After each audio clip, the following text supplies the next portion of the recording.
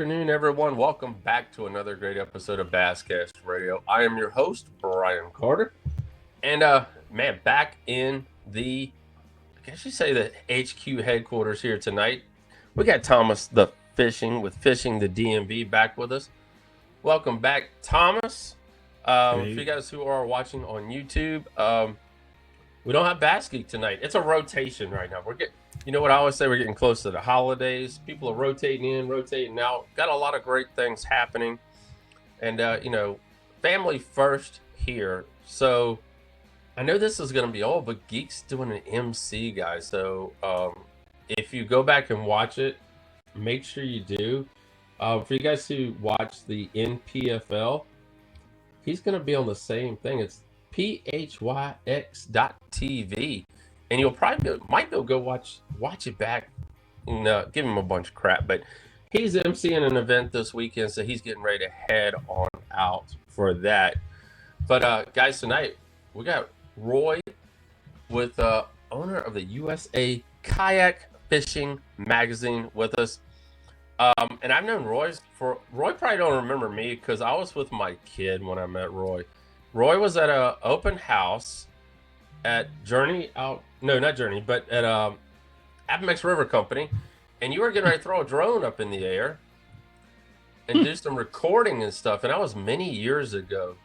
And I think that was, good God, that's probably been like 10 or 12 years ago, because I actually, that's where my first and only kayak has come from, and I've pretty much had that wilderness forever.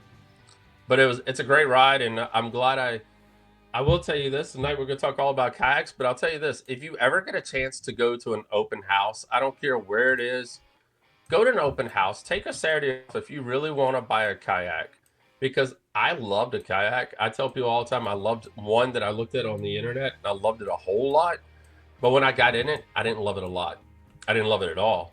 So I am so glad that I went to this open house. Wherever you go, wherever you are, wherever you live, if your kayak dealer has an open house, I recommend you go and attend. Agreed. Unless you rode with your buddy or in his kayak, before you make a good. Guys, what is it? We're looking probably like $1,000 to $1,500 now. I think is about the average for a kayak, and I think $1,500. You get up there, got a pedal drive on it, and about $2,000 now. You can put a motor on the back. Electric motor, that is, guys, but you can put a motor on it back. So we're not talking about a small purchase. But before we dive into that, Thomas, what's been going on in your world, brother? Oh my goodness, just living the dream. I had a nice little documentary series drop last week on a portion of the Upper Potomac that's getting close to, like, I think 3,000 views in less than a week, which was impressive because I don't usually do short form content like that, so I always enjoy when those things do well. And I'm gearing up for my next fishing tournament that we're going to be doing for Patreon. It's going to be the Holiday Bash, going from Black Friday until the 28th of December. So a lot of good things happening. You know, guys, it's crazy that Black Friday is right around the corner. Mm-hmm. The year is just like, it kind of went slow at the beginning, but the last few months has just been Katie bar the door. It's been wide open. Hey, Thomas, talk to us about this little, for you guys watching on YouTube, this little mustache that Thomas got going on, man. It's November, man. No Shave November, just to do for, I believe it's prostate awareness for prostate cancer. So every November I do that, just a little thing, since I've had people in my family that have suffered with cancer in the past. This is the only time that you will see me in the 12 months with a luscious beard growing, and then it will be gone December 1.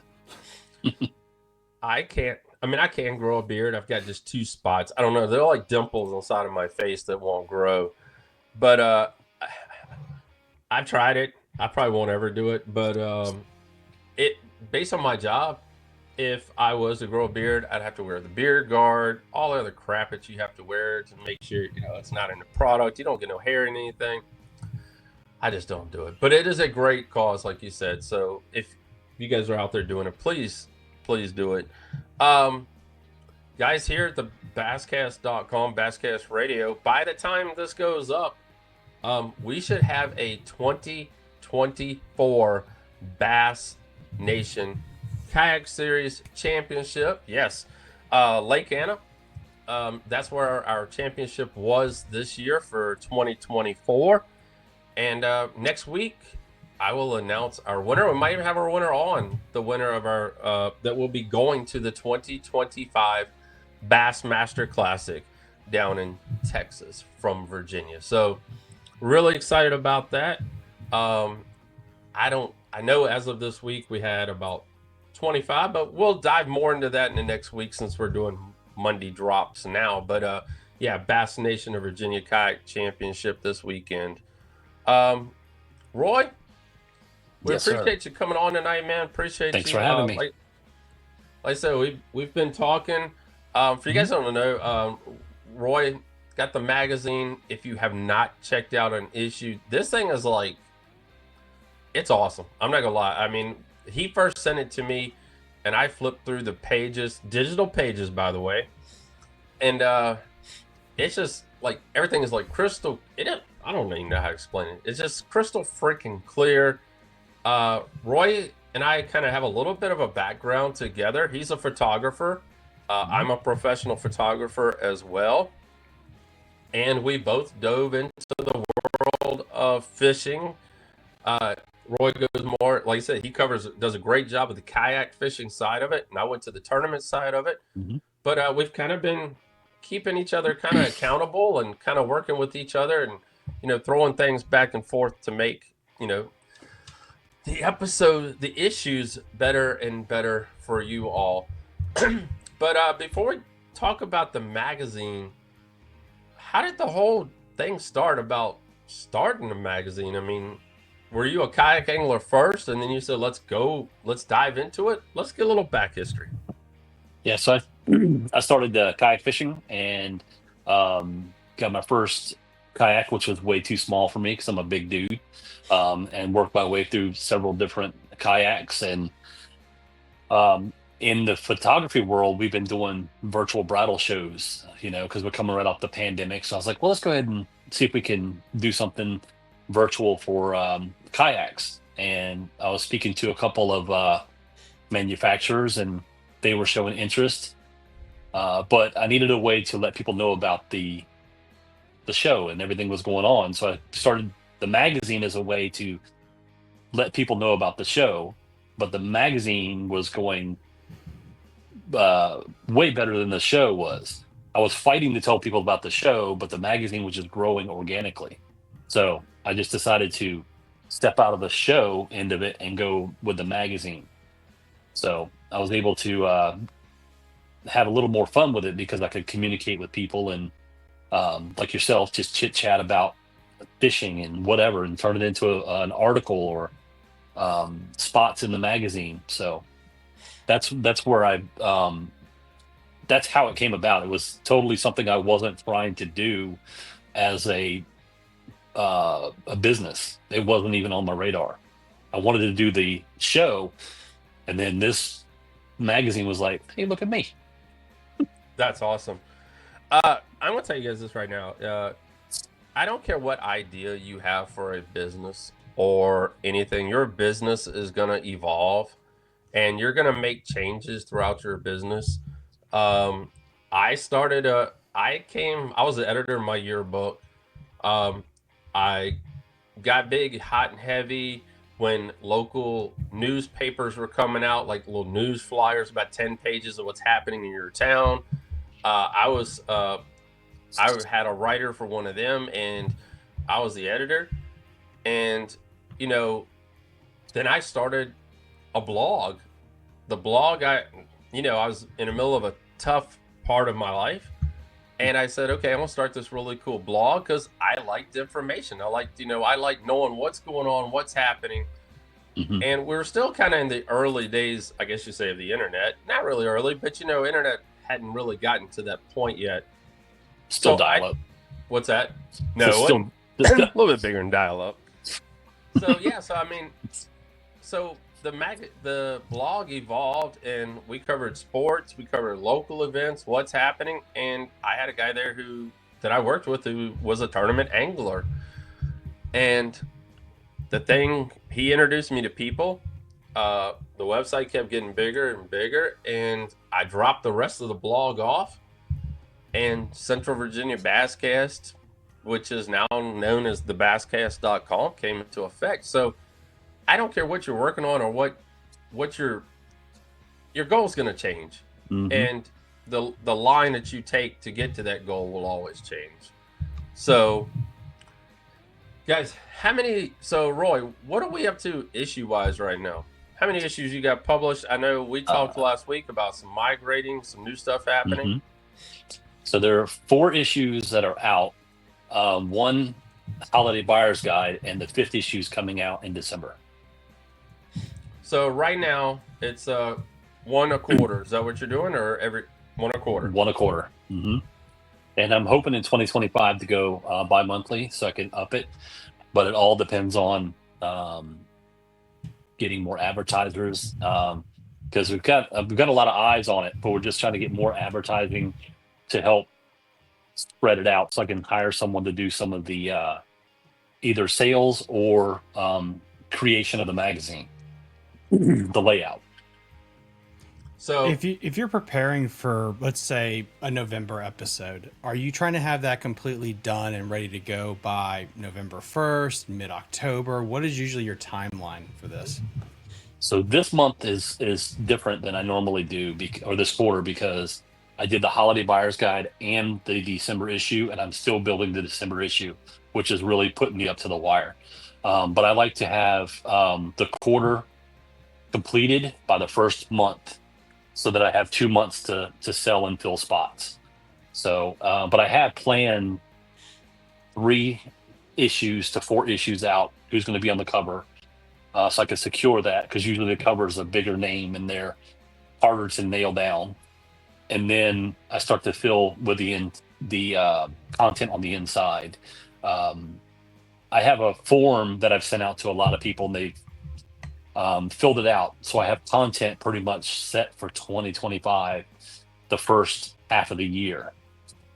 So that's awesome. And then if somebody does a tournament, like I was doing 1 issue, and Drew Gregory won his big tournament, so I wanted him in there, but the cover was already secured, so I just fit him in there and gave him a substantial piece of real estate because of what he accomplished with the Bassmaster Kayak. Yeah. How many pages is your magazine usually? Right now I'm around 50 to 60 pages. And this is no small thing. I mean, the dude is cranking out great looking content because he already has a background in graphic arts and photography, and some great stories on top of that. So, I mean, 50 pages. Guys, do you know what you pay for a 50-page magazine right now in a store? I think they're about $12 a piece, the same price as a book on a magazine rack, and you get to read it for free. So, I mean, yeah, Thomas, I mean, that's crazy. 50 pages now is like about the cost of a book, a paperback book when I was a kid. I think you might be able to still get them for 12. I don't know, but yeah. It's really interesting when you think about it, just because we're in this weird transition period. You know, Blockbuster is no more. DVDs are almost going to become like a value pack because you're not printing any more DVDs. I know first edition Lord of the Rings trilogies, they said it's going to be worth a lot of money in a couple of years. And now you look at what it's done to the book industry, the magazine industry. Mm-hmm. Will this come full circle like everything? I think it's like, what do they say, a 20-year cycle when it becomes cool again? Yes. Yeah, I would love to give somebody a physically printed magazine. That as a photographer, that's what we want to give, is prints. We want to give those final products. But on this grand scale of, the amount of people that have subscribed, it would be a huge undertaking to print them and send them, and I'm just not ready for that. Mm-hmm. Yeah, you're talking about, holy cow, that would be a lot of printing, finding a print place, and then coming up with how much to charge people. I remember when we did our newsletter, I drove an hour to pick up our newsletter. That's the only people I found to print it around here. So I drove to Roanoke and back home and delivered it on this pretty much the next very day. I spent all day delivering the paper. And guys, that's been, holy cow, 25 years ago. So you think about now, I mean, what goes into it now. Um, we have Woods and Waters up here, and that's been a very Mhm. successful magazine for Chris for a very long time. Have you ever looked into going to a paper version of maybe the magazine itself instead of I guess a glossy version? Not really. When I built the first one, I did it in Photoshop, and it took me a long time to build it. But I wanted to make sure that when it ended in someone's inbox, they couldn't tell I did it by Mm. myself. I wanted it to look next level. Like people would send me pictures, and I would request new pictures or edit them so that they looked like good pictures, Yeah. quality images, just because I didn't want anyone to look at it and go, okay, that's a homeowner's newsletter. I didn't want to get that feel. So I would rather have it online and look really good than to have someone print it marginally, possibly, and then you just lose the quality. So you also have the magazine. I remember Hmm. we've talked. You're looking at doing a podcast show in the Hmm. future, and you have your newsletter as well. Correct. Um, if people subscribe to the newsletter, what can they expect from that? Is there, what's kind of how a newsletter is laid out for you? So I'm using the newsletter more of a little insights into the issues. So it'll basically the new issues coming out, and it'll have the beginnings of certain articles that are in the issue. Or sometimes we partner with people like Guardian Angel, and we'll have giveaways, and we'll do stuff like that, or Malone, and we'll use that as a way to let people know that we're doing a giveaway. So, I say we, guys, it's just me. it's yeah, and no, I'm blessed to have a couple writers, three writers, to be honest. So I am really, Hmm. really blessed to have that. But the rest of it is just me. And the same with Thomas. Same with, I mean, Bass Geek has an editor, but He's Thomas fancy. pretty much does it all. Well, I will say, there's a gentleman in Georgia, Daniel Woodcock. He's written a piece in every single um, issue that's been released, and as long as he's willing to write, he's got a home in the magazine. So I guess he can be considered part of we as well. That's awesome. Are you looking for more writers or what's the deal? Anybody who wants to contribute anything, I'm open to hearing. And that's what I found. I sent out a questionnaire when I first started, and it seems like everybody wants to hear about the person that's just above them. Like everyone wants to hear about the Iconellis or the Christine Fishers, and but they want to know about the guy who won the tournament down the street. How did you get to that tournament level, or what did you do that I can achieve? Yeah. So that's if they have a story or even a DIY, I'm willing to I'm willing to put almost anything in as long as it's kayak related and it's relevant. All right. Let's take a shift, guys, and move on from the magazine. By the way, I will include the link in the comment section below when we upload the show where you guys can go check it out. Kayak World, it's been pretty Hmm. quiet this year. Yes, yes, and no. It's been yeah, it's been a yes and no. Mm-hmm. It's been a lot of great stuff coming out of Bassmaster Camp. Hmm. Um, Hobie, 20, yeah, I guess Hobie and this year introduced motors. Hmm. They went away, not completely went away from pedal drive, but they've introduced motors. And then I don't know why I can't think of the other group now. KBF, yeah, Hmm. KBF's gotten really quiet. Distant third. Isn't it crazy that look at where we are now? Where we have Major League Fishing, Bass, and we have the NPFL, and then in kayak we have the Holy Three too. It's interesting how we have three big organizations vying for the spot. But the change of events here is Bass is not a legacy. That's Hobie. Hobie is the legacy one in this arena, but Bass is the one waltzing in. And it's going to be fascinating because I've the people that I've talked to on the show is like, are they running the risk of doing all the same mistakes that Bass Boat has done?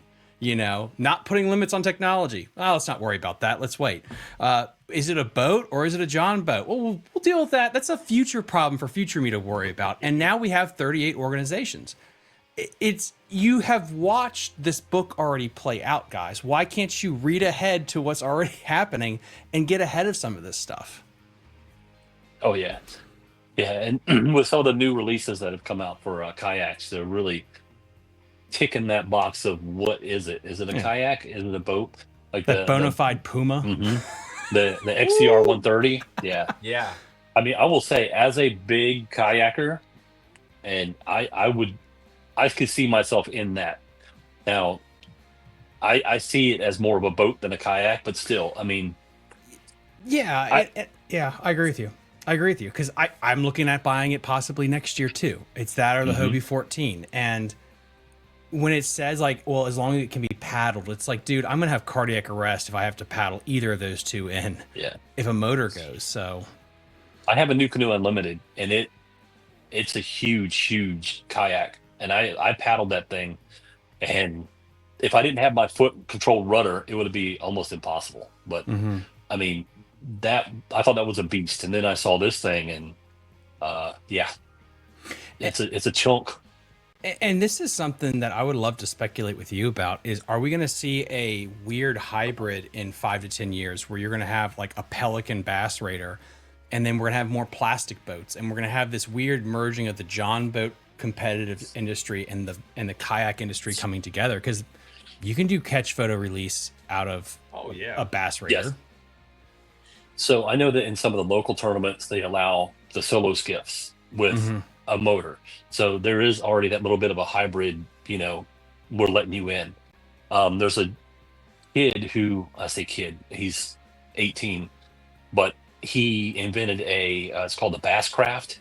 It's like he makes it himself. It's a double pontoon. It's a large item, but he's allowed to fish the kayak tournaments with it. And I don't know that he paddles it, but I know that, they're very welcoming. So I don't think that I don't think there's going to be a real definitive line on local tournaments where they let people in or don't let people in. I think they're more apt to be lenient. When it gets to bass and beyond, the big people, I don't think they're going to let, let's say, his pontoon in, or they're not going to let the solo skiff in. It has to be one of the. Yeah, it's going to be weird as I think, and Brian, I think you and I said this on my show last year, was when Ranger Boats starts buying kayak companies. When you see major boat manufacturers buying kayak companies, are they going to still have these mandates? It has to be kayaky? Because I believe it was Yamaha that bought Torpedo, if I'm not mistaken. Okay, so now you're having really those people over there realizing that kayaking is taking a major piece of the pie, and we need to start hedging our bet with the money wise there.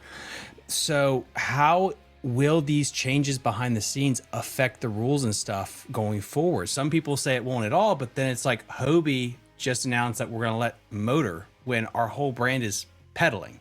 So, it's interesting to see, again, in 5 years, what the sport will look like. I like what you're saying there, Thomas, because you as well, Roy. Because I saw this past year at the Tennessee Fishing Expo. It was a really cool plastic boat. I mean, I was sitting there. I mean, for about $2,000 or $3,000, it would hold me, Danielle, tons of freaking equipment, and this came with a trolling motor as well as on the back it came with what it was that trolling motor, and then on the back it actually came with a rechargeable battery motor. So I mean, this thing was like just neat, and it was like Thomas said, when's this? Are we going to see this transition to where it's all going to be mirrored together? Because I had some friends here who want to do a measure release John boat series.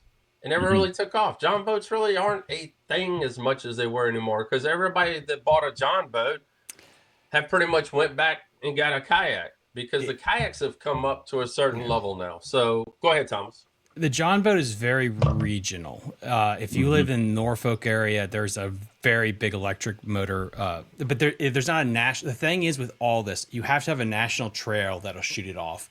And what Hobie did coming out with a pedal drive and their own tournament series, I think really pushed it to the mainstay. I think I have two trains of thoughts. One is the purist of it's going to stay the same because we want to keep the integrity of kayak fishing. The cynical corporate side of me says, if we can slowly push this to plastic boats, they're more expensive, we make more money. And we can start doing what the bass boat industry did. And so will that corporate mindset take over? I hope it doesn't. But example is, again, I love Hobie, but Hobie, how many ways can you redo the Hobie 14? You're kind of stuck at this point. Right. So the only way you're going to be able to take that product is if you add more accessories, or you start making them bigger. You start making them more like a bass boat, and then you can start cranking out more profit. Right.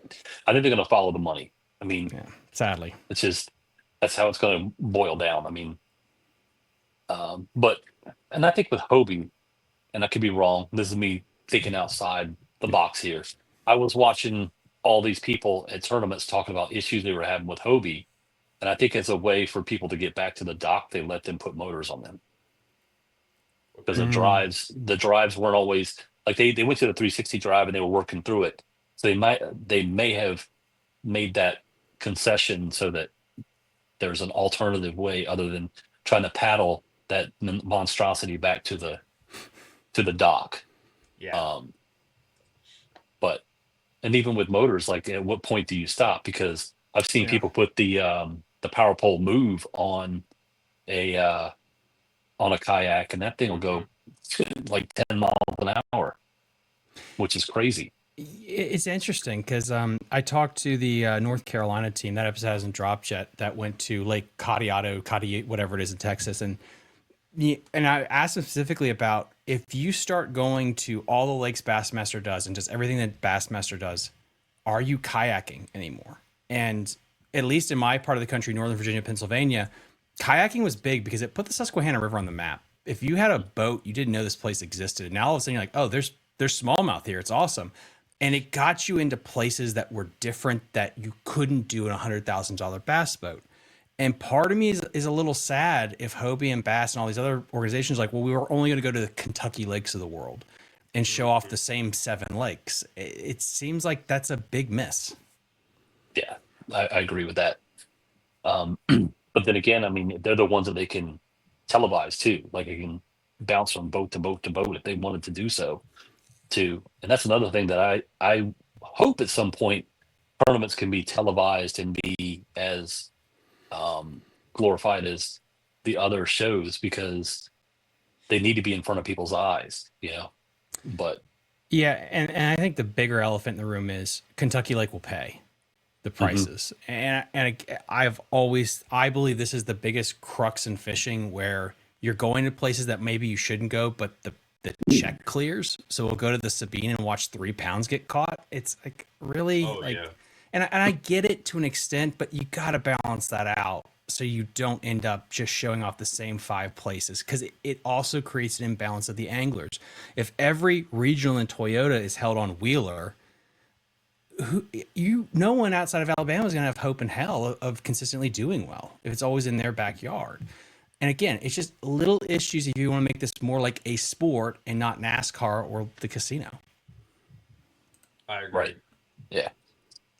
And like you guys were talking about earlier about the boats, Thomas, and I think what's done happen now is, the average bass boat's $35,000 to $100,000, and bass boat has got such a big separation now between cost. I mean, just astronomical, that even if you bought a plastic boat and put graphs and all the other stuff on it, you're still probably looking $5,000. Oh, I mean, 10 to 15, I think, is what Christine's boat was. Yeah, spitballing. But that's what I think but I'm just talking about just a basic. Yeah. I ain't talking about, because I know she got all the scan and everything else. Out. She is decked out. I mean, that boat. But then we're also talking about weight limit, and the only way to accommodate the weight limit is a boat just has to get bigger.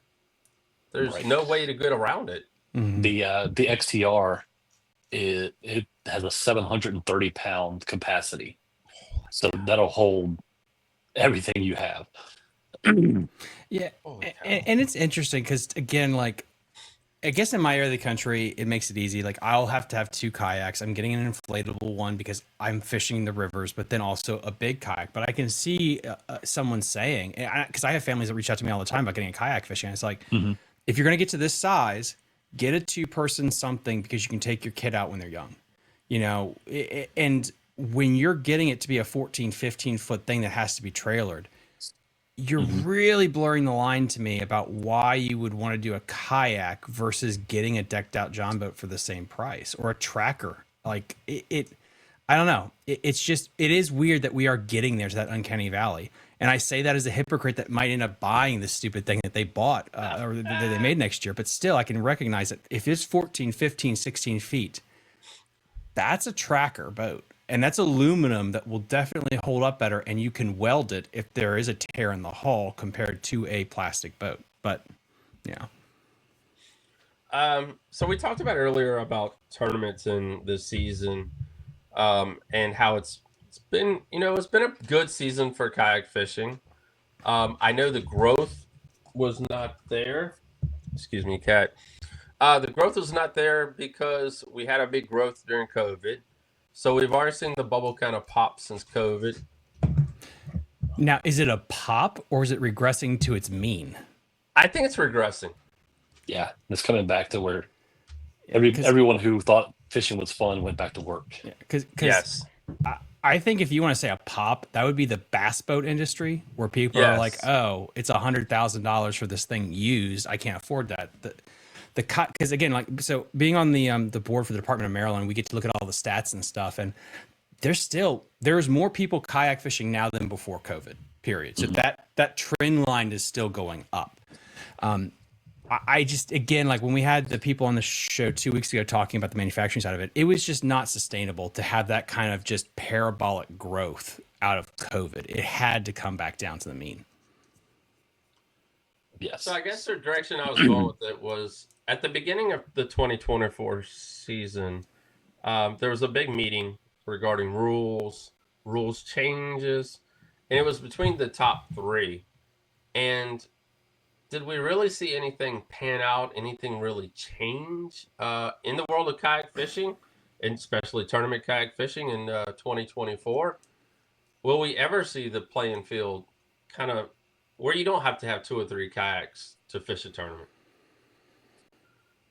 So I mean, Is your because I mean, question? I know a lot of my friends, they have a Mhm. Hobie, and then one has just a regular kayak because they have to have. I guess you have to have a Hobie for the Hobie tournament series, but you don't have to have that or not. No, you don't. I, I That don't was, believe so. yeah, like that was the thing is now that you have a motor, Oh, you can take your native out there and do it. Now, I think there might be some contingency stuff now, but it was also one of the reasons was so that way people that are fishing Bassmasters can also fish Hobie and have that crossover.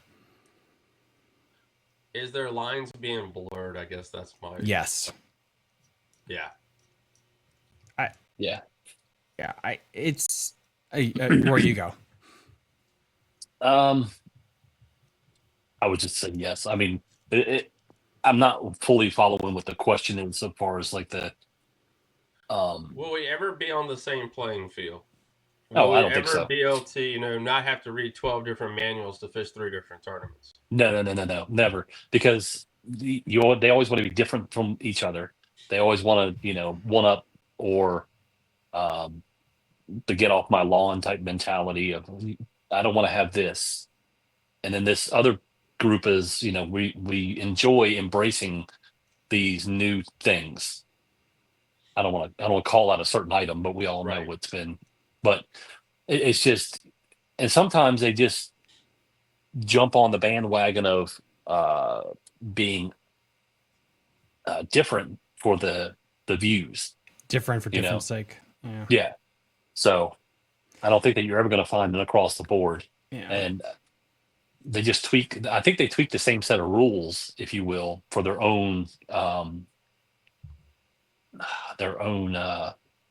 tournaments. But the main things that are going to get them eyes, they'll never agree on, just so that they can say they're different. It's just really interesting to me watching it from a newish guy that's getting really big into kayaking to see. This will be a hot take, but Bass's arrogance being like, well, we're just the number one in fishing and we just waltz in the damn door. And now we're going to take over kayak fishing, and not having this. You gave BPT so much crap that you were the older statesman, and yet you don't seem to have the same reverence for what Hobie has done.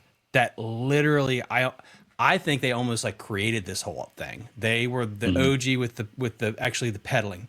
They were the OG with this tournament organization. They still have the best payouts. And then this idea that you're coming in here to try to dethrone them. And then Hobie's almost passiveness, it seems like, where they're trying to work with them and not being like, dude, no, you're the big kid on the block. You are the organization. Act like it. And it's that to me is really weird. Like what went down this year with the motor. And I know there's other reasons too, but to me, it's trying to play nice also with Bass when you don't need to play nice with them. They're coming into your turf. And most people would rather fish Hobie than Bass because the payouts are the standard in the fishing world, period. Right. But you don't know how high up the connections go. I know that Hobie and Bass are different at the bottom, but when you get up closer to the top of the pyramid, they may be closer than we know. So you're not gonna cut off your own foot. Well, it's because the strings all lead to the same corporations that run everyone, and that's how it is. Yeah.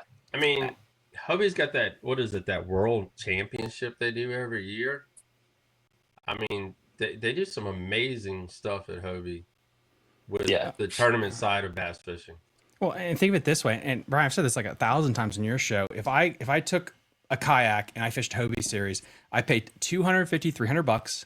I get to fish for 2 whole days, and I will make more guaranteed money if I win than fishing a BFL, a cat, anything for $250. That's insane. No petrol spent. No, and this is the power thing of kayak fishing. People don't understand the amount to double dip. I think Erwin Miner, when he fished the Susky, I think he was entered into 3 different events that were going on that day. I think he won like between $15,000 to $30,000 because he just double dipped 4 or 5 events. You can't cherry pick a BFL and a cat the same day. Just take your fish from one way into the other. Like you can have a massive return on your investment for not filling up your boat with $300 worth of gas, the trailer, all that other stuff. Just got to charge your battery. That's about it. Charge the batteries, yep. Or have a good paddle. Yeah. Yes, or a great paddle. And the cultural significance, I'm seeing this at the government level as more and more people are like, well, listen, you don't really want to do a weigh-in tournament because of the spawn. And then it's like, okay, well now it's May and it's too hot. So let's just go from April to September without a weigh-in. And this generation that's growing up with catch photo release, this is why when people think the BPT is going to die, they just have to outlast bass, because eventually all these anglers are going to be so used to catch weigh, catch photo.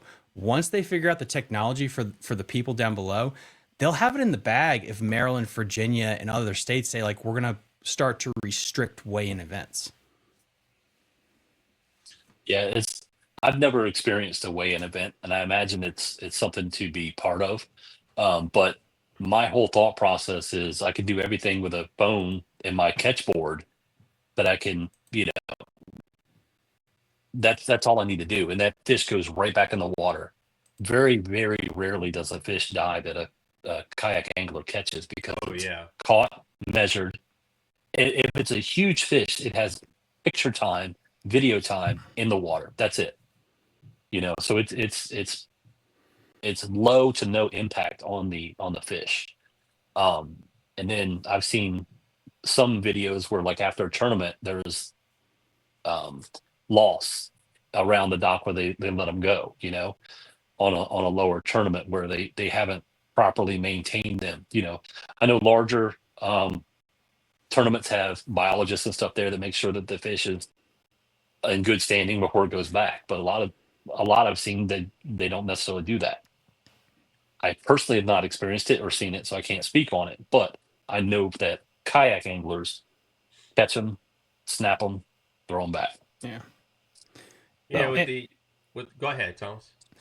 And it's the last point to this, and I know like Virginia, where they opened up a lot of these more restricted waters to have catch photo release tournaments, it's opened up this whole new world that you can fish. And I know some people in the kayak world are like, well, unless it's Lake Murray, I don't want to do it. But Fredericksburg area, 5 lakes there. Some of them are literally world class. Kayak fishing's putting that on the map. You have those places you can fish. I already mentioned the Susquehanna River.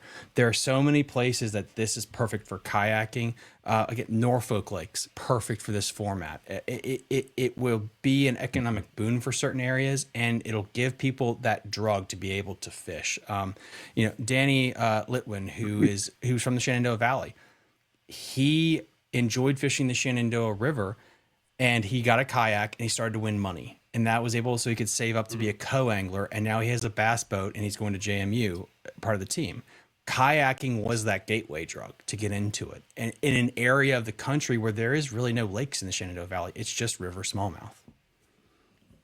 Yes. And it's opened up a lot around here as well, because when we were running our series, Sandy River, there's a bunch of little small bodies of water down our way that were opened up, for more opportunities to kayak fish and to have events. So it has helped expand open up so many different bodies of water for so many different anglers to fish that you never had the opportunity to fish. You go fish for play, but you couldn't actually fish to win a check. Mm-hmm. So it's kayak fishing has made a big impact on that. And with the Tourney X, the creation of that from Dwayne good God, has it been like 5-10 years ago now? And to see what that has went through and how that has grown. And Dwayne tells me all the time, I mean, there's like thousands of anglers fishing a tournament every weekend. I know now we're getting into the coldest part of the year, but the numbers are off the chain of how many people who are actually fishing kayak tournaments and how big it actually grew even after COVID. So I mean, the anglers are there, but are the events there? And like I said, we're hosting a Bass Nation Kayak Championship for the Classic. And then you have your Hobie events, and you have your KBF events. But are we really seeing, I don't know how to say it. It really did seem like it was just this quiet year. I don't know if there was no mud in the water or nothing really got riled up in the kayak side of it. But it just seemed like a year that just kind of went on by, like it was like a clear river, but you didn't hear anything. Well, You Drew had a couple Gregory of started his highs. series. What's that? Drew Gregory started his series, and that's I on forgot uptick. about that one. That's coming up and really taking off. And there's a lot of local stuff. I think the problem that I've seen with tournaments and kayaks is it's so easy for, let's say, myself to put on a weekend tournament. Well, if this is your first opportunity to do a tournament, and I am horrible at running a tournament, your first taste of an event is, oh, I didn't mean the rules that way. It's okay, Bill, you could do it. Well, they change things as it's going along. You get this taste of unfair, and you don't ever want to do it again. So, you need the kayak angler to get into a good tournament that's not going to be like all professionals and hard-nosed people, but they run it by the book and by the rules, and they teach you how to do it. So you lose people on their first tainted experience, and then they don't ever want to do it again. Every tournament on every level is only as good as their first tournament. Yes, I agree 100%. And that has kind of killed the sport a little bit. I hate to say it. And having a bad tournament director, that's probably the dark side of this. And I guess that's why I kind of brought up the whole thing about the rules, because there's so many different versions of the rules out there. And then when you start dropping these rules down to the local divisions, the local clubs, what rules are we going by? I mean, one gives you a quarter of an ounce differential from having the mouth open a little bit. One might be, up a whole inch. It's so many different rules out there. And I guess that's why I kind of brought that. Like I was saying, when will we ever be able to say, here's a book, here's the rules for kayak fishing, It- and it applies to everybody. It's hard because we're It, saying that in bass fishing now with big boats about, that's true. rules on the water and everything. It's just that you have massive gatekeepers. You have Bass and BPT that can gatekeep everything. This is like the first 3 years Twitter existed. It's the Wild West. Everyone can form a tournament. You can do whatever you want. And this is where almost, I'm going to say, like, pure capitalism lives. It's like, if you run a good tournament organization, you're going to stay around. If you're embezzling money, you're not going to be here very long. And I think this is going to also be interesting because Bass can't monopolize this.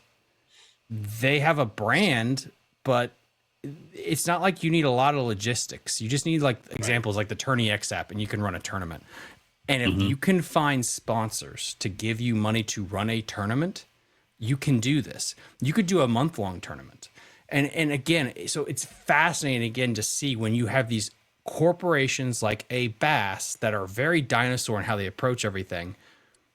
How will this go for them in the next 3, 4, 5 years? Yeah, They just have to adapt. Yeah. But that really but they're is. Bass. They haven't changed since World War I, and they're proud of it. Damn it! So, I maybe they will. It's just I feel like they're just used to being able to whip out "We are Bass. This is the legacy. Love us." And I don't think that's going to necessarily always play in kayaking world because they don't have the classic. For bass boat guys, they can always whip that out of their back pocket. It's like, oh, here's the classic. Okay, I'm a kayak guy. I don't care about that. I'm going to go to my version of the classic, which is the Hobie. So yeah, it's I don't know. But the Hobie Kayak Classic, I mean Bassmaster Classic, has had seen some pretty good turnout for their events because they usually run they run a college event, they run a Hobie, a kayak event. I don't know why I keep saying Hobie, a bass fishing kayak event, as well as the Bassmaster Classic altogether, and they have seen a big increase in that. And Well, because they started promoting it, like they threw more money at it. But in general, Right. this would be a great poll question. If you're a kayak guy, would you rather have the trophy at the end of the year from Hobie or Bassmaster? Because questions. I think a lot of the big sticks, classical big sticks, are always Hobie people. The Christine Fishers, like the OG Hobie people. If you beat that field at the end of the year, that's a pat on the back, well done. Bass seems kind of like the newish kid on the block, and I just don't know if the value is the same, the intrinsic value, if that makes any sense. Because Christine Fisher and probably Iconelli were the top two Irwin male Miner. female Hobie kayak anglers. I mean, the professional that made it to that big time top level. Plus, many others now, but they kind of made the way for the women and for the men because we all saw Iconelli riding around with his truck and the bass boat behind it with a Hobie sitting on top. And that was just mainly for marketing. But then when he actually started winning events and fishing the events the last couple of years, Hot take here. Yeah, he was the marketing person, but he didn't really fish kayaking. If you like the Miner brothers, when Nolan did it and then Irwin still does it, those guys are legit kayak guys. You have getting Christine, you have Jake Harshman, you have so many people that are just pure kayak sticks now that are names in themselves. And we've seen some bass guys like a Carl Jockinson or an Iconelli try to do boat to kayak. But now I think we're finally getting into the point where we're going to see a lot of kayak people go to boating potentially. Jody Queen was another one that was off the top of my head. Another great stick. Christine, now comments actually probably kill me for this, but I think Christine's the first one that's trying to dabble in the boats. But I know like Irwin does it. Nolan did it in the day. It'll be interesting to see where maybe we're going to have some homegrown talent that will be names across, I get brands. I don't even know what you call it. Nationally versus American, boats versus kayaks. That'll be fascinating. But a lot of them got their start in Hobie. So I don't know. Yeah. That's a fun conversation because that is National League versus American League kind of thing. And just over the last 5 years, because I tried to throw some of the kayak stuff onto the website, and it wasn't really liked. The Mhm. the bass boats didn't really like the kayak series side of it.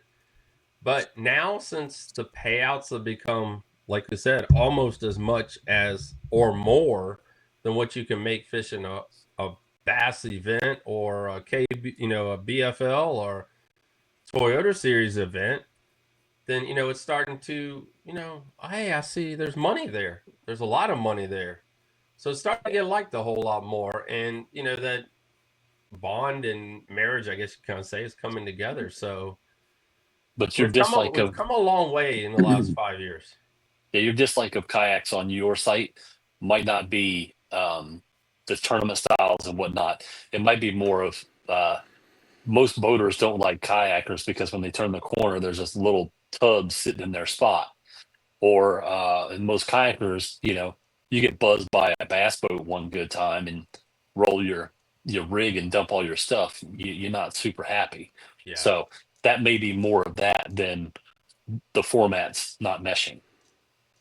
that could be true as well. I mean, I can definitely see that big I, time. I I tend to agree with that because again, it depends. It's also like a location. It's so geographically based. Hmm. If you live at Smith Mountain Lake, there's a higher probability that you have a bass boat. If you live in Northern Virginia in Ashburn, where the heck are you going to put a 22-foot skeeter in Hmm. in one of those really compact garages? You can't. If you live on the Susquehanna River, you're going to have a jet boat or a kayak. Period. Probably a kayak. So I think that has a big part to do with it. Also, I think it's. I would love a stat to come out with this. I think it's age based too. Yeah, If you are close to retirement or you got all the money in the divorce, you can go out and get a brand new fiberglass bass boat. If you are my age, where you should have kids and not a bunch of horses, and you want to get into it, $10,000 gets me a good kayak, forward facing sonar. I'm good to go. I can start competing. yep, Like, Or, so I generally think, without any data and talking out my butt, I think it skews younger, the kayak world right now, just because of money and stuff. And if that's true, again, if that's true, this hypothetical, that's great for kayak fishing because this generation is going to move up as they get more money and they're going to be perfectly fine with staying in the kayak world versus a bass boat generation. If they do slant older, well, that's going to fade away here in the next 10, 15, 20 years. or for the price of the skeeter, you can get the kayak, the trailer, and the truck. Yep. Yeah. that's You're not true. joking. Yeah, And, that's and 100% true. And for the people in the comment section, I fish both. I have a boat that's paid off and I fish kayak tournaments. So I like both equally. So I'm trying to come from a non biased opinion that I see the appeal of kayaking. It is really nice. Hmm. I think Christine Fisher at the last tournament, I want to say she did 18 or 28 miles worth of travel in her kayak in this last tournament. So, I mean, you have the ability to go. It just takes you longer to get there, but you can go anywhere you want. And if you know Mhm. there's a key spot, you just find a closer launch point and you'll be Yep. good to go. So I love the idea of boats. I grew up on the Eastern Shore of Virginia. I've had boats.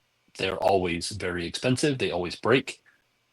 I'm not happy, with them all the time, but I love the kayak and the fact that I can launch it. And most of the people on both ends, unless you're blocking the boat ramp, are really friendly.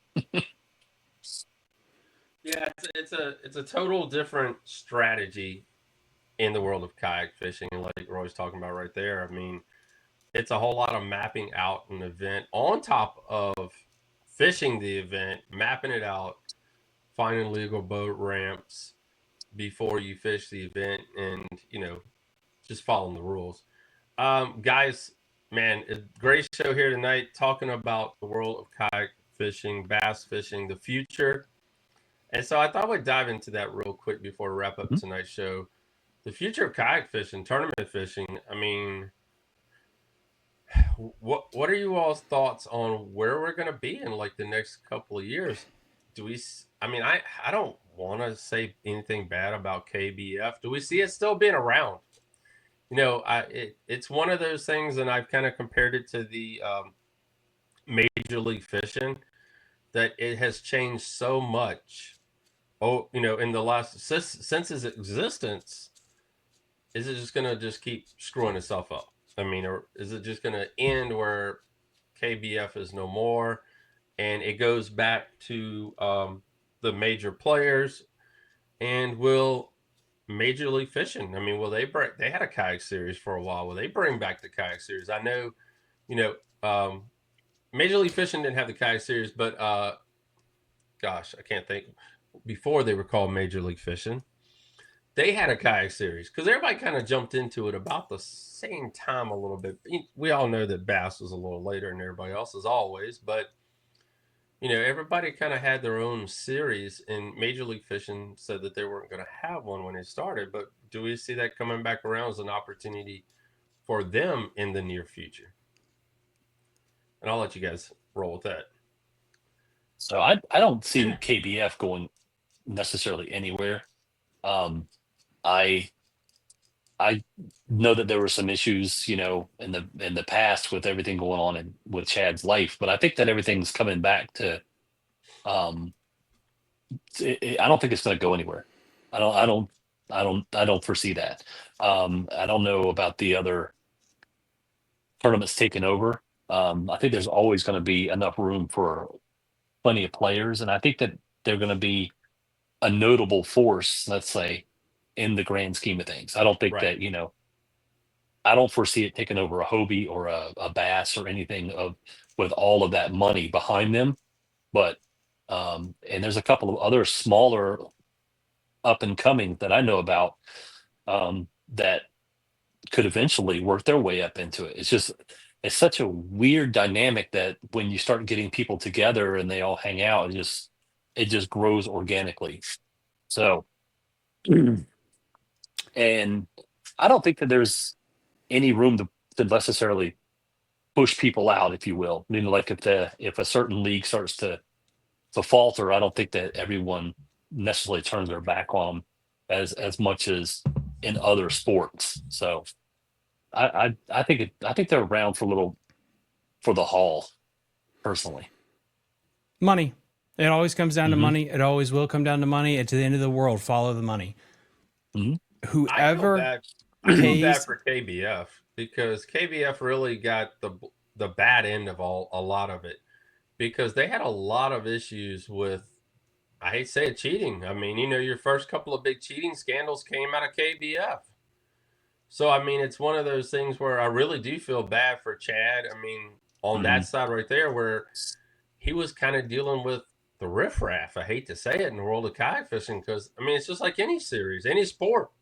You're going to have that side of it that you're going to have to weed through. And it all came down on him and the others running the series, and then his life on top of that.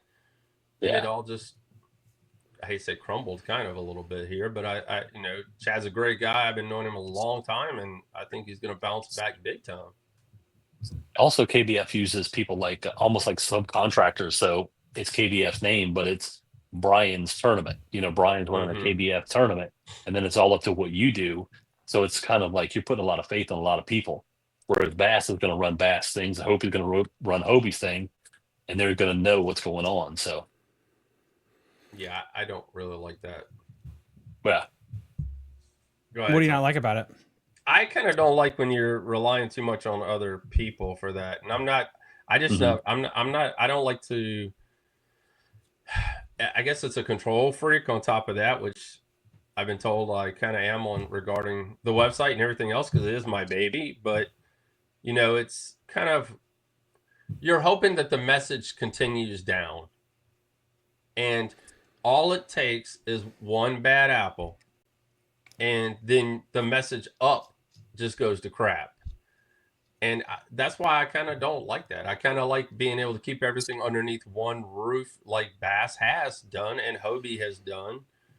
And even if you had to pay for a tournament director to run 6 events a year, and then someone handles the online series that KBF does, it's worth the investment for your name, because bass fishing's a tight it's a family, like you were saying, Roy. It really is Hmm. a family, and it only takes one, and you're done. I That's mean, true. straight up, Yeah. one and you're done. I mean, you get that chance. So That's that's true as well. And I'm not privy to I haven't looked into or heard of the situation you're talking of because I'm not really in the tournament end of it yeah, myself. And I keep my nose buried in this computer and on the phone talking to people. But um, I've seen it in other um, tournaments where the guy in charge is supposed to do something. In my opinion, it should be written in the contracts that are signed that the buck stops with X, Y, and Z. yeah. So then people know this person's held liable. So, but that's above my pay grade on that one. Go ahead, Thomas. When you look at all these major organizations, you could say Hobie, their primary thing is selling kayaks, generally speaking. That's their business. Bassmaster, their thing is pulled from the boat people, okay, the elite tournament. BPT, they can just draw all their money from the grassroots, the BFLs. What does KBF have? They don't have the same resources. So I could see potentially that there is an issue there. It will always come down to who pays the best.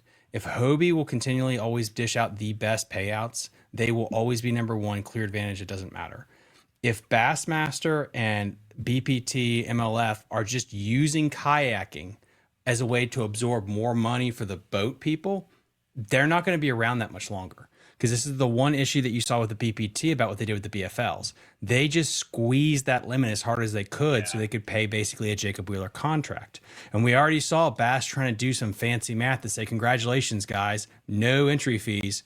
But by the way, no one's getting paid because the sponsors kind of told us, like, let's do this some shady wordsmithing here because, the economy sucks. So, again, as a jaded person as I am, I have a hard time seeing anybody coming in here and taking Hobie's lunch money if their reason for being in here is just to exploit the kayak industry. I could be wrong, but time will tell. It is very interesting to see how the big two, I'm going to leave KBF out of it for now, Bass and Hobie, how they're going to interact going forward. Will they partner? Will they just have the same beef that Bass has with the BPT? And if they do, this is a whole other conversation we could have. What's Bass's deal? Picking a fight with everybody. Because at that point, they would have picked a fight with Boyd, and Boyd did it to himself too. And then you're going to pick a fight with Hobie. Like, everyone wants to always say online that it's always all these other people that are picking on poor Bassmaster. But if they're coming in here and they start bullying Hobie, it seems like they're the issue. They But might not be bullying Hobie. They might be bailing Hobie out. potentially, time will tell. We'll see. I don't know. Yeah. They did their thing at the peak of that rise, and then when you acquire a company on the up, you sell on the down before it gets too down. You talking Bass about might be Hobie? Hobie. Let me hold my thought there for a second. It's got the wheels turning.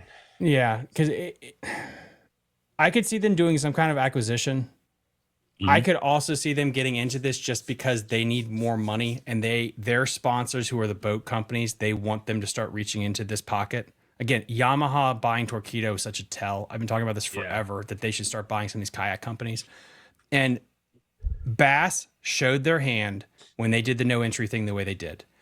I will bet my 401k this is how the sponsors wanted to roll this out, so they didn't look bad when they started cutting people's paychecks in a couple of years because the market's down. They could use this as an out, being like, well, because you don't have to pay entry fees, we're gonna give you less. And this was a perfect workaround so they don't look like they're in the wrong. That's why forward-facing sonar didn't go away. Let's be real here. They call the shots.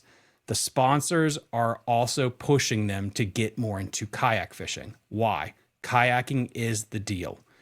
So what does that mean? Like, going forward, how is that going to look? the industry wants kayaking versus the big bass boats. I think they've realized that the bass boat market is a bubble. That I don't know if it's popped yet, but when Icon has one that's just the GDP of an African country, like how do you sell that thing? Who owns that debt? No one has told me when you keep the first person gets it with debt, the next person does. Who ends up owning that debt? It just gets moved around. So I could totally see Bass making this as a pivot because of sponsors, because they think this is the next big market potentially. But then is Hobie going out? Maybe, but I their don't, I whole don't think they're thing. going out. Okay, I don't think they're going out. I just think that basically it's just passing around. Like I'm not saying they're going out of business. No, I'm not at all. gotcha. I'm just saying that basically the people that own Hobie aren't mom and pop, and you're looking at numbers, and it went up. They bought it as it went up. They made their money. They're starting to lose money, coming back down to normal. It's time to either step out I get and what you're let saying. someone Yeah, else dump take it. over. That's a possibility. So then you have Bass may take over, and then they have this separate entity that they can they have loyal customers over here, almost like GM did with Saturn. I'm an automotive guy. that is GM fascinating. But GM bought I would Saturn because they I knew would that actually Saturn had these people that could take a lot of junk, and they tested things on them. Like they put the Sky out that was like they did a lot of stuff to them as their testers. So that's a possibility too. and we could do, like Major League Fishing. I mean, Major League Fishing needed the ground roots. So they just buy the Hobie series. That'd be fascinating. They It just would buy be. the Hobie series. So I mean, you ain't got to start nothing that's already started. I, Why not just write a check? I don't think they could afford it. And because Yeah, I think the man above them can afford it. He no, owns no, no, Bass Pro Shops. He's writing the checks. but Hobie is a kayak company first, not a tournament organization. So Right. the only way you would sell something that helps sell your product is, like you said, it has reached maturity. I don't need this anymore. But they don't need it. You're correct. But do they really want to sell it and get out for their Yeah. legacy? That to me is what's interesting there. Like when FLW got sold, that's what they did was tournaments. That was it, period. So it would be fascinating to get the guy that runs Hobie in a room to talk to him about this, because it's almost like the Ford versus Ferrari. Is this more than money to them, where this is like, yo, we're Hobie kayaks, we're not going anywhere. Like this is not about the money. This is about the brand, so to speak. But Or is it going to be a very business decision potentially of, yeah, this is maturity. We don't need it anymore. Dollars are dollars, and we get rid of it. And is that good if Bass took it over? and like I said, I mean, Hobie could go right into Bass Pro Shops, and then the Major League Fishing would have the tournament side of it, and they would work together since he already's got his hands pretty daggone deep inside of it. And would be terrible And he's because buying stuff on pennies on the dollar, and everybody else says, because we've already seen it this year. We can ramble on this forever because we're seeing it this year already. It's still going on as we've spoken through many different episodes on Basscast Radio about GSM. I mean, they just bought 2 companies a week ago.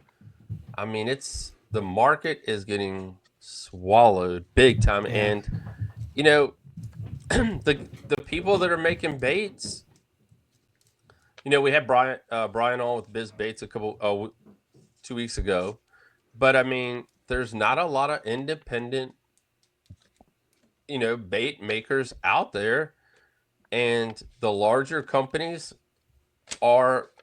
there were mom and pops, they've got a little age on them. They have a great brand that's been out there for a long time, and they're buying the name mainly with the bait because it's already known. I mean, it's you already know about Dobbins rods. I mean, Dobbins rods been out there for a long time. Gary Dobbins, a hell of a great guy, and GSM bought it because I mean, and it's happened with. I heard someone bought Kmart. They bought the name. Bed Bath and Beyond. Their stores are coming back. Someone bought the name. What was the toy store that went out of business? Toys R Us or KB?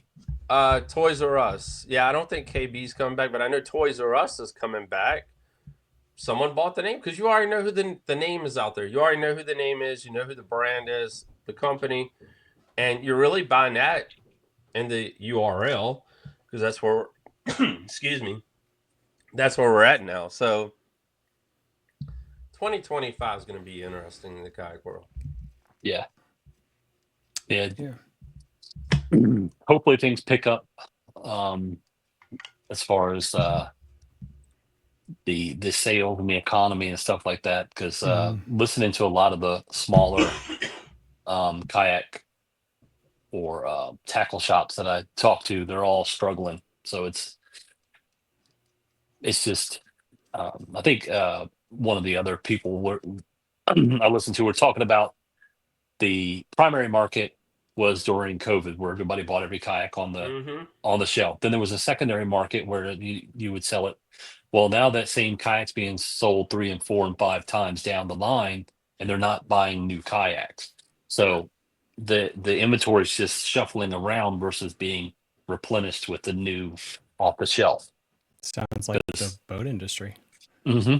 Because I mean, we saw Bonafide was bought what, like 2 years ago or something like that, 3 years ago. So I mean, my boy Luther down here, he doesn't own it anymore.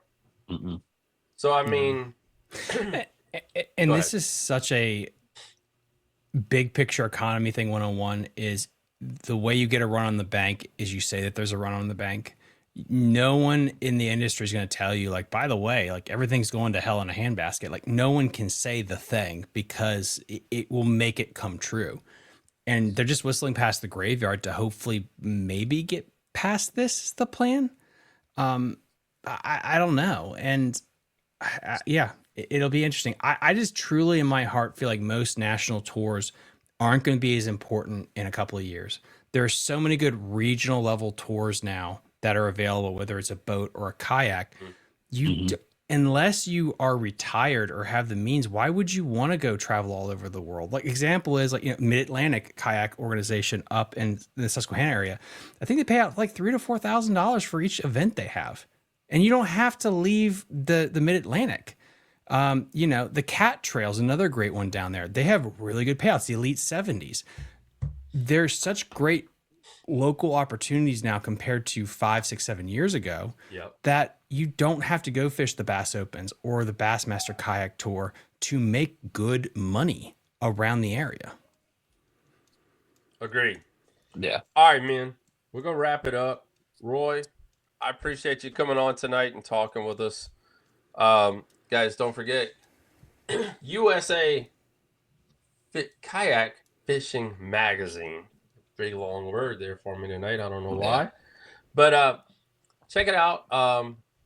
Give you the last word. Where can they go find it? Where can they subscribe? Get signed up.